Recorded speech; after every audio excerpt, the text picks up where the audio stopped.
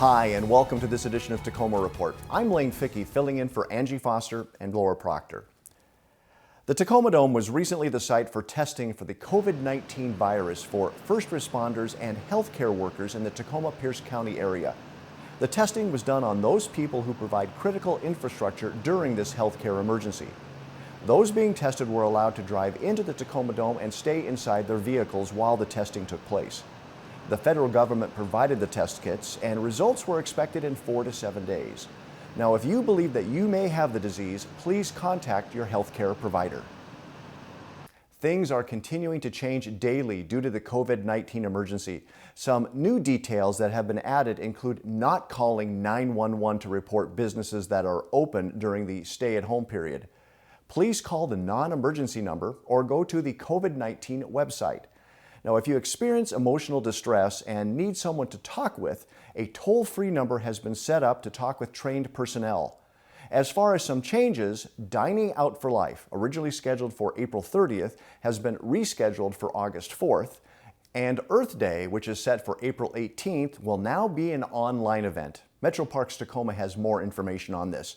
And just a reminder that the Tagro location is closed to residential customers, but you can still schedule deliveries. For up-to-date information on all of these topics, please visit the organization's website. With the closure of Tacoma schools due to the virus outbreak, many Tacoma students are no longer eating regular meals. For this reason, the Tacoma School District and its partners are now providing free meals for children 18 and younger at 10 of its middle schools. In addition, buses are making scheduled stops throughout Tacoma neighborhoods and at all elementary schools to provide free breakfasts and lunches to children up to age 18. Tacoma Public Schools has partnered with TV Tacoma so we can bring you this story. So, Rob, are you going to deploy your lift right here? Yeah, that was kind of my plan. I could be at home if I wanted. I'm the over 60 crowd. I'm not compromised health, and I have to do something to help somehow. Just tuck it in against the wall as best you can. Some people are making masks. I just have to get out, and this is really wonderful for me. I can't wait to have contact with the kids one-on-one. People are scared, and when we're afraid, we come into ourselves, and you have to make sure that those people are okay. I'm furloughed from my job, so this is nice that we're able to do this. Yeah, but we're having fun. We're hanging out at home, and we both have asthma, so we're trying to not go anywhere or touch anything. Yes. Hi. We're a little late. We'll be better tomorrow. I promise. Just one? Yep. Okay. Thank you guys for doing this. Yeah. Oh, you're welcome. Thank you. Our district has more than 16,000 kids on free and reduced price meals right now, and even more are needing food than that. That is a huge, huge undertaking, and we're working hard to make it happen. Good morning. How may I help you? Hi. I've been handing out lunches and talking to the people who are here on the front lines doing the work. So grateful for everybody who has chipped in.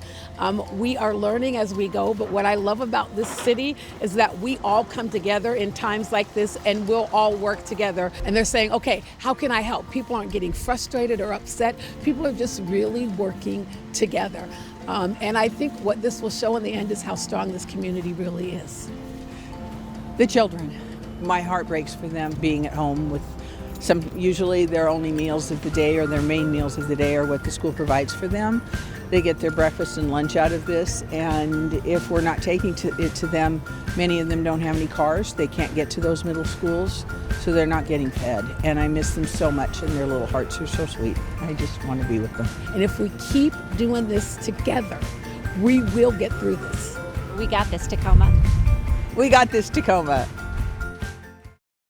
To learn more and view a map with locations and times of meal availability and delivery, visit tacomaschools.org. Small businesses in Tacoma may be eligible for a COVID-19 stabilization loan. The City of Tacoma now offers small loans requiring no repayments for 1 year. This means if your business is approved for a loan and closes in April of 2020, no monthly payments happen until April of 2021. During that time, interest will accrue on the loan. The loan itself is designed for small Tacoma businesses impacted by COVID-19 mandatory shutdowns. Further details regarding the loan can be found at makeittacoma.com. With the closure of the Tacoma Public Utilities lobby, customers can no longer enter the building to pay their bill. But that's not necessary. As we see in our next story, TPU provides a great way to pay your utilities that is both fast and easy.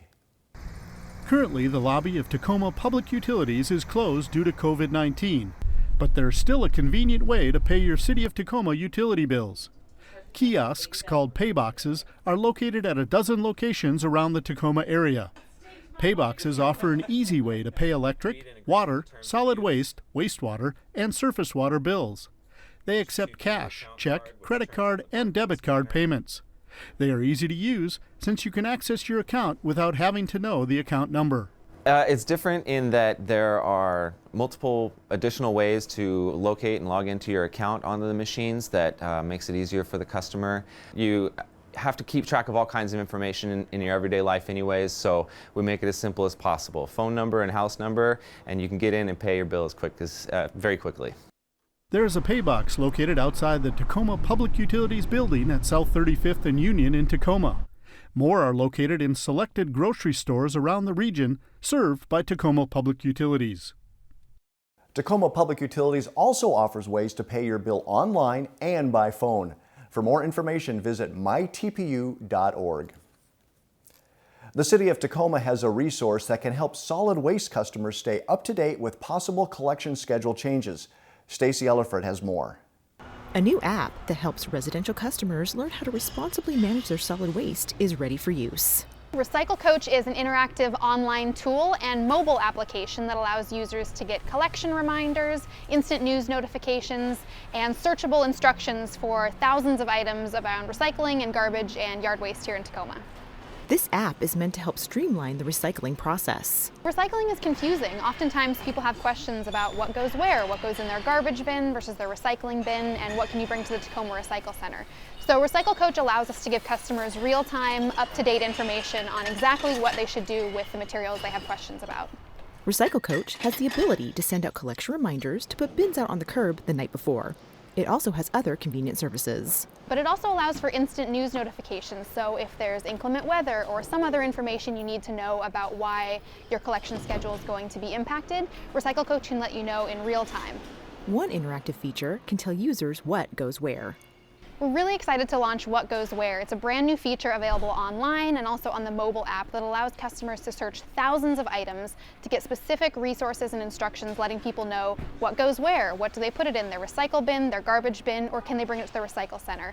It also has instructions about donation locations and other specialized recycling centers around the region. This app is easy to find and easy to use. Recycle Coach is available anytime on tacomarecycles.org, or you can download the free mobile app through the Apple App Store or the Google Play Store. And most importantly, it's totally free to download. For Tacoma Report, I'm Stacy Elliford. For information on solid waste services and to find out about the Recycle Coach app, visit the city's site. Some big changes are in store for Owen Beach at Point Defiance Park. You won't be able to use the beach during this time, but your patience will pay off in the end. Come September of this year, Metro Parks Tacoma will begin a $4.5 million project to renovate Owen Beach. 50% comes from a voter-approved 2014 Metro Parks Tacoma program, and the other half from the Washington Recreation and Conservation Office. The uses here at Owen Beach will not be fundamentally changed. Folks love Owen Beach. This has always been a very attractive place for folks to visit. So we don't want to ruin that, right? We want to make it better. We will be improving the ADA accessibility through kind of reworking of a lot of the pathway connections and so forth. New restroom building, a new picnic pavilion, and then some renovation and modifications to some of the existing buildings here as well. The lawn area will be changed and improved to be better drained. It's sort of a soggy, wet lawn that's not entirely usable at all times of year. And then there will be some parking improvements and a new drop-off lane and other things that'll make it easier to load in and load out, especially if you have a kayak or a stand-up paddleboard. The master plan identified a desire to renovate the existing buildings, so we have a concession building and then an open-air picnic pavilion. These buildings will remain on site. They will continue to function. We will be adding a new picnic pavilion and a replacement restroom building, but they will be located further upslope, a little deeper in the site. And that is in part due to some shoreline setback requirements that are driven through the City of Tacoma's Shoreline Master Program.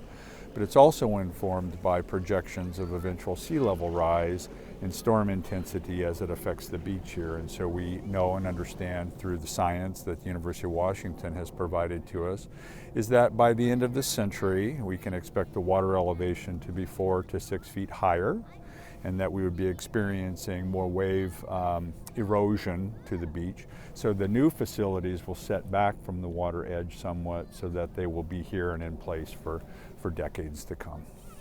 With the majority of people being forced to stay home due to the COVID-19 virus, many are looking for ways to get outside, breathe in some fresh air, and take in Mother Nature. While facilities and playground equipment in most parks are closed to the public, the walking and hiking trails are open. A great place to go is Wright Park, which just happens to be one of the oldest parks in the area, and it also has a certain aspect that makes it very special. There are more than 600 trees in Wright Park, made up of 145 different species. This land, which was donated by Charles Wright in 1886 to the City of Tacoma, now encompasses 27 acres. It's more than a park, it's an arboretum. Many of these trees, there were 110 varieties planted originally around 1890. They were exotic, which arboretums don't have to be exotic, but this one is. Many of these trees are not native to the Pacific Northwest, so they were a treat, they were rare, they were something that people could come and look at and learn about other parts of the world. When you have trees this old and some very rare, special maintenance is required to preserve their place in Tacoma history. We have an urban forester, and he provides a individual evaluation of each one of the trees a minimum of every 5 years, more often if it's under a close watch. We do pruning to be preventative for some problems. We have the Teddy Roosevelt oak that needed to have a major canopy reduction a few years ago in order to keep the likelihood of it failing down. We also have cabling installed in one of the red oaks down by the playground because of the importance of the target that would happen if it were to fail. Metro Parks Tacoma has developed a self-guided walking tour called the Champion Tree Tour. Champion trees are the biggest of their species, and there are 20 of them located in Wright Park. Whether it's a picnic lunch, taking a leisurely walk with a friend, or reliving your youth on the swings, the trees at Wright Park play a vital role in making this go-to place stay at the top of places to be. You'll find both native and exotic trees in Wright Park. And with the trees changing throughout the seasons, the park takes on a different look each time you go there. Even though the Tacoma Art Museum is closed to the public due to the coronavirus, you can still experience most of the amazing exhibits that TAM has to offer. Right now, 70% of the paintings, sculptures, and creations that are normally on display at the museum's physical location can be viewed by going to their eMuseum website. Generous private and government support is making this possible. There are also several online activities associated with the museum that you and your family can participate in. Go to the Tacoma Art Museum website to learn all about it. The Tacoma Police Department's 4-person animal control and compliance team reminds residents to take good care of their pets.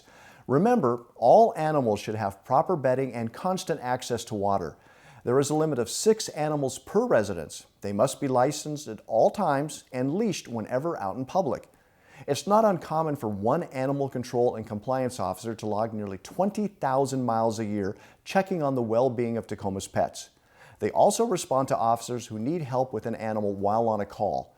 They pick up wild animals that have been killed by motorists and lend out free traps to catch feral cats, which are then spayed and neutered and returned. Also, with summer right around the corner, officers remind citizens not to leave pets in a hot car or walk them on pavement that's too hot in the middle of the day. As Officer Bowerman puts it, Tacoma's Animal Control Team is here to help the voiceless. To learn more, click on Animal Control and Compliance on the department's website. And finally, catch the latest episode of Urban Green airing right here on TV Tacoma. This springtime edition starts with a look at the 15th anniversary of Earth Day. Viewers will enjoy a lumpia demonstration, and the show will visit a local sanctuary for bird and wildlife enthusiasts. Things will then close out with a segment on drip irrigation. For a listing of air dates or to watch this and other episodes, visit the Urban Green webpage on the city's site. That's all the time we have on this edition of Tacoma Report. Things seem to be changing daily due to the coronavirus, and a great way to find out about the services the City of Tacoma is offering during these times is by going to cityoftacoma.org. Until next time, I'm Lane Fickey. Thanks for watching.